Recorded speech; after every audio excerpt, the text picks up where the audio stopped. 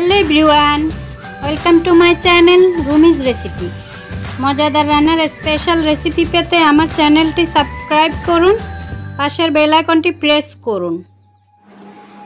আজকে আমি আপনাদেরকে তৈরি করে দেখাবো খুবই মজার একটি ভর্তা রেসিপি।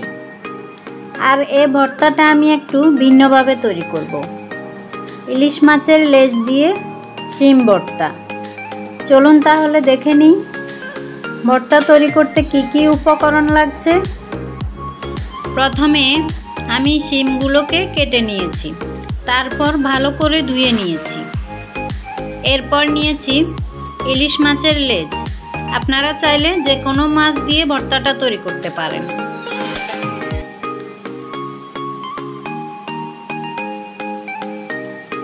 এরপর নিয়েছি দুটো মিডিয়াম সাইজের পেঁয়াজ, কয়টা কাঁচামরিচ,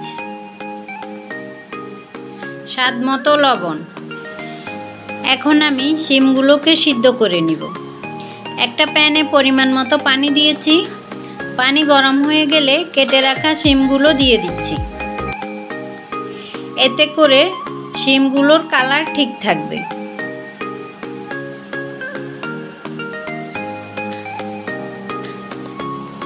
এখন আমি একটা ঢাকনা দিয়ে ঢেকে দিব। এতে শিমগুলো ভালোভাবে সিদ্ধ হয়ে যাবে।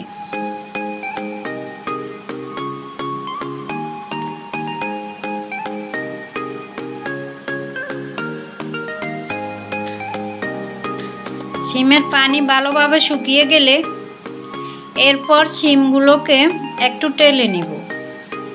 এতে করে ভর্তার টেস্ট অনেক ভালো আসে।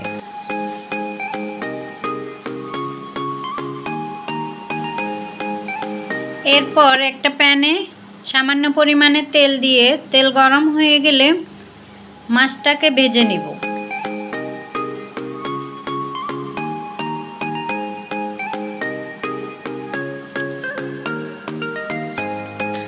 মাছ ভাজা হয়ে গেলে উঠিয়ে এক সাইডে রেখে দিব। এখন আমি মরিচগুলোকে হালকা ভেজে নেব।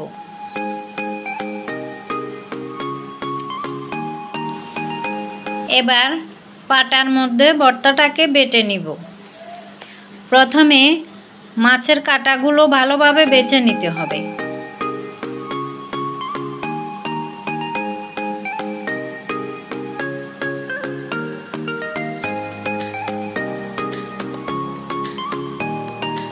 এরপর মাছটাকে ভালোভাবে বেটে নিব।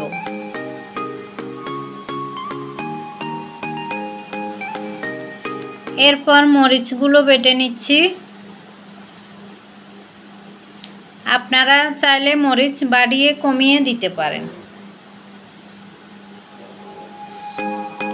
এবার শিমগুলো বেটে নিচ্ছি।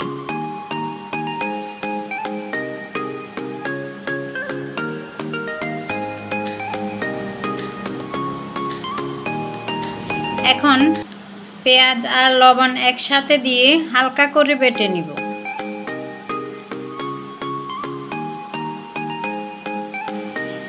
এরপর ভর্তাটাকে ভালোভাবে মিশিয়ে নিব।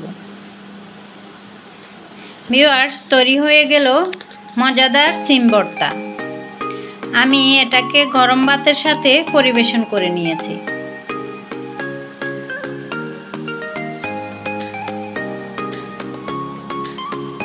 আজকের মতো এখানে বিদায় নিচ্ছি। আল্লাহ হাফেজ।